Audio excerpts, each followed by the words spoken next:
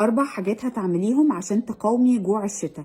ركزي معايا علشان لو مشيتي على ال4 حاجات دول هنقاوم كلنا جوع الشتاء. كلنا في الشتاء بنبقى جعانين، بس خلينا نبقى متفقين في اول حاجة كده انه جسمنا بيحرق احسن كتير قوي في الشتاء. يعني واحنا بردانين جسمنا بيبذل مجهود اكتر علشان يتدفى، فبالتالي هو بيحرق لوحده مع نفسه من غير ما احنا نبذل مجهود. ايه اللي بيحصل بقى؟ ان الانسان بيتدخل، ودايما تدخلات الانسان هي اللي بتعمل مشاكل. الانسان بيتدخل، بيبقى عايز يتدفى، فبيبتدي تيجي في باله حاجات بتتخن، معجنات، سكريات خطيرة طبعا، حاجات لذيذة قوي خارجة من الفرن، حاجات لطيفة قوي كلها مسكرة، مشروبات كلها فيها 60 معلقة سكر. فاحنا اللي بنعمل حاجات حتى ممكن نكون ما بنعملهاش في الصيف، عشان كده في الشتاء الموضوع شوية بيكون صعب. هي الفكرة بقى كلها في ايه؟ ان الانسان يتحكم في الجوع والشبع. يعني انا اللي اتكلم مع نفسي واقول لي انه ال4 حاجات. اول حاجة، نضارتي، هتصحي الصبح هتشربي كوباية كرفس. اوكي؟ تشربي كوباية كرفس ساقع، ولما بنشرب مشروبات ساقعة بيكون افضل من المشروبات السخنة. يعني المية لو ساقعة سنة، يعني مش ساقعة قوي عشان زورك ما يوجعكيش، لكن لو ساقعة سنة هتكون احسن. الكرفس على الريق هيفيد كل حاجة. اولا هو هيفيد بشرتك وجسمك وديتوكس وحاجة خطيرة جدا، فحاولي تعملي ده. هنفطر متأخر شوية لو قدرنا، يعني هشرب المية او هشرب الكرفس، فهستنى ساعة كده وافطر. اوكي، لو قدرنا نعمل ده، ما قدرناش خلاص اشربي الكرفس واستني 10 دقايق وبعدين افطري. هننام بدري. بقى لو عايزة تسيطري على الموضوع نامي بدري وخلصي، فاصحي بدري ونامي بدري.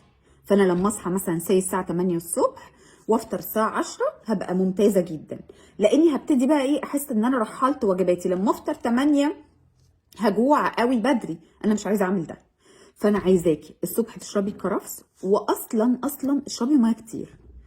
احنا عندنا مشكله كبيره قوي في الشتاء ان احنا ما بنشربش ميه، وده بيأثر على جفاف بشرتنا. احنا زي الزرع، يعني لو ما اتسقاش هينشف عادي عادي. فاحنا محتاجين ان احنا علشان حتى ما نعجزش، وعلشان بشرتنا وشعرنا وكده، ان احنا نشرب ميه عادي. احنا بننسى تماما وبناكل بس. يعني دي الحاجه الوحيده اللي شغاله معانا طول الشتاء. فعايزين نشرب ميه كويس، واشربي مشروب الكرفس ده مره او مرتين في اليوم، ما فيهوش اي مشكله عادي. عايزين ننام بدري زي ما اتفقنا، حاولي تعملي ده تاني نقطة. وهنفطر متأخر زي ما اتفقنا برضو. هنفطر ايه؟ هنفطر اكل يدفي واكل يشبع، وكل حاجة فيها بروتين، وقومي شبعانة وكله تمام. افطري فول، افطري بليلة، افطري جبنة وبيض، افطري فطار يشبعك. لو انت فاكرة ان الدايت معناه انك تقومي جعانة، فلا، انت غلطان. تمام؟ اهي النقطة الثالثة جت، هاكل وجباتي كاملة وهقوم شبعانة. انا لو قمت جعانة اللي هيحصل ان انا شوية وهجوع وشوية وهجوع وشوية وهجوع، عشان هبقى فاهمة وفاكرة ان انا طالما جعانة يبقى انا عاملة دايت. لا، انا عايزاكي تشربي شوربة وتشبعي. اشربي شوربة عدس، شوربة بروكلي، شوربة كوسة وبروكلي مع بعض. كل الخضار ده اعمليه شوربة كده، واشربي شوربة خضار. ابتدي الغدا بشوربة الخضار، وبعدين ابقي كلي حبة سلطة صغيرين لو ساقعة وانتي مش قادرة.